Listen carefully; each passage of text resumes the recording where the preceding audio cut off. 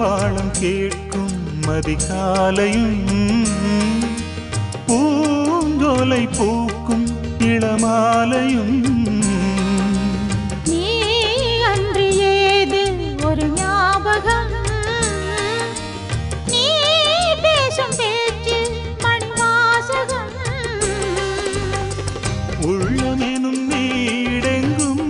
உன் அழகை நான் தானே சித்திரத்தை போல் என்றும்